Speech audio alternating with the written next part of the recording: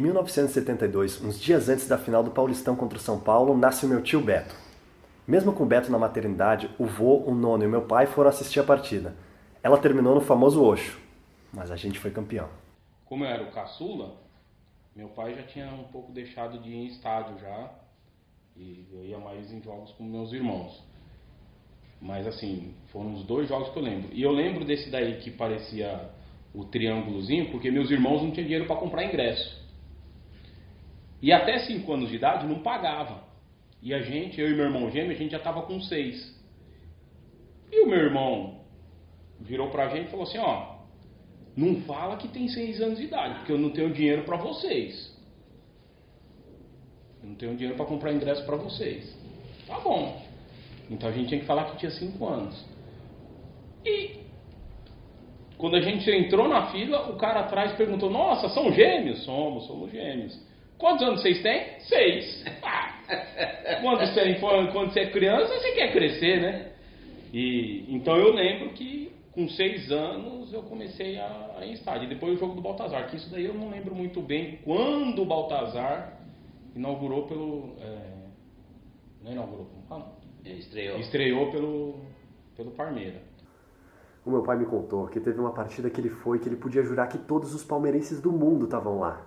Em 76, na final do Campeonato Paulista, em que foi Palmeiras e 15 de Piracicaba, mas já o Palmeiras já tinha ganho pelos pontos, eram pontos corridos, e eu lembro que estava tão lotado o Parque Antártica que não tinha mais lugar para sentar na posição normal, e nós ficávamos agachados, os amigos assim, entre as pessoas que estavam sentadas no joelho das pessoas, né? Então foi uma coisa muito difícil, porque não tinha espaço no palestra. Eu acredito que deve ter tido umas 80 mil pessoas naquela final. Depois disso, festa na casa da tia Paula. As festas de família é tudo verde e branca, né? Mas às vezes, agora, né? É tudo, a maioria é Palmeiras, mas agora já tem um pouquinho de gente que entrou na família, já tem algum São Paulo, tem algum Corinthians, né? Mas se vai fazer uma festa, por exemplo, alguém da minha família vai ser verde e branco. Meu pai era muito dado a festas, ele gostava de festas, ele gostava da amizade, era um homem muito aberto, muito dado, né? E então um fato interessante desse aspecto, corriqueiro talvez, mas que marcou muito, é que quando chegava o aniversário dele, ele puxava toda a caixa de som para frente da casa e ligava o hino do Palmeiras durante um bom tempo para todo mundo na rua escutar. Isso era um fato que ele fazia quase sempre no aniversário dele, né? Festa de casa era assim. Era tudo verde e branco. Não tinha outra escolha. Meu pai foi com 3 amigos ver Palmeiras e Portuguesa. Palmeiras ganha fácil, o Ademir da Guia mata a bola no peito e faz um puta golaço. A emoção foi tanta que o meu nono foi expulso da casa da tia Paula, que era casada com um lusitano. Às vezes eu me pego pensando, e se a segunda academia jogasse hoje? Meu ídolo seria o César Maluco. Onde eu tive a oportunidade de ver um gol do Ademir da Guia. Que ele veio de meio de campo, trocando bola com César Maluco.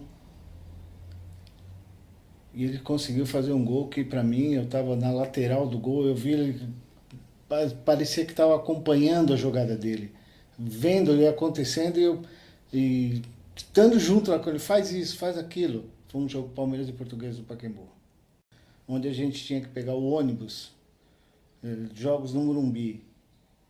Geralmente era tudo clássico, era Corinthians, São Paulo, Portuguesa. Então a gente pegava um ônibus até o centro da cidade, Viaduto do Chá, e de lá pegava um ônibus direto para o estádio. Primeiro em 72, no Campeonato Brasileiro, o Palmeiras foi campeão no Morumbi contra o São Paulo, um jogo 0-0, mas o Palmeiras foi campeão. E eu saí de cavalinho no colo de um primo, no ombro de um primo, do Dorival Seriacop. Lembro muito bem, foi dos primeiros títulos que eu lembro.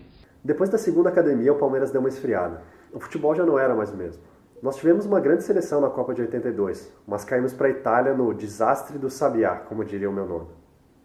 Eu sofri muito com futebol, até aquela malfadada aquele desastre do Sarriá em 82 entre Brasil e Itália. Eu tinha 20 anos, acho que nem isso. Passei mal de tão desgostoso que eu fiquei com aquele time do Tele que encantava todo mundo e perdeu assim de uma maneira estúpida. Parece difícil, mas às vezes a gente tem que saber administrar uma derrota. Por exemplo, hoje eu só estou aqui porque o Palmeiras perdeu o título para o Inter de Limeira. É que o meu pai tinha marcado de comemorar com a namorada dele o título, só que como a gente perdeu, ele foi para casa do nono e os dois ficaram chorando a noite inteira. E só depois de tudo isso que ele conheceu a minha mãe. Aquele contra o Inter de Limeira, que a gente perdeu a final, eu tinha muita esperança de ganhar, eu tinha 8 anos, era muito menino. Então foi a primeira vez que eu chorei por causa do Palmeiras. Porque você sabia que ia ser zoado, você queria ser campeão, todos os amiguinhos já eram, né? E tá bom, aí passou. Um pouco depois disso, a nona Carla teve um ataque cardíaco. Isso foi em 87, no meio da nossa fila de títulos. Dizem que o enterro foi muito triste, marcante. O enterro dele foi muita gente. Foi o Mustafa, toda a diretoria do Palmeiras, inclusive funcionários do Palmeiras. Foram no enterro dele e na hora do enterro puseram a bandeira do Palmeiras, cantaram o hino e assim foi o enterro dele, né? Tinha muita gente, muita gente. No ano seguinte, os meus pais fazem aquilo que todos os pais fazem e 7 meses depois chego eu. Eu acho que eu vim prematuro porque eu não aguentava mais ficar longe do Verdão. O meu pai estava tão preocupado que ele esqueceu de comprar aquela camiseta que todo recém-nascido ganha, mas a tia Paula e o nono Genaro não. E em especial alguma coisa aqui como essa aqui, ó. Essa aqui tem um grande valor para mim. Isso aqui no dia que o Arthur nasceu, meu primeiro filho. E eu tive a oportunidade, uma lembrança, né? De tornar ele palmeirense desde o primeiro dia. É uma pena que eu não me lembro muito do meu avô Vitório. Dizem que ele tinha a verdadeira alma palestrina. Ele se foi em 1990, com apenas 57 anos. Um ataque cardíaco levou da torcida daqui para ir para a torcida de lá. Ele não era muito de política, mas ele foi um dos primeiros a pensar num novo modelo de administração. A cogestão com a Parmalat, pioneiro, porque foi o primeiro que depois todo mundo que ia atrás, até agora ficam tentando fazer. People pay for the shirts, people pay for the rights, TV rights, people pay. Money talks in football. Mas aí chega o nosso tempo de novo. Muitos craques, um técnico novo e uma parceria como meu avô queria, italiana. 93 é o nosso ano e no dia dos namorados, nosso amor reinou. Eu não lembro da partida e nem das comemorações, mas uma coisa eu nunca vou esquecer. O meu pai abraçando o meu nono e eles chorando juntos. Valeu, Evair!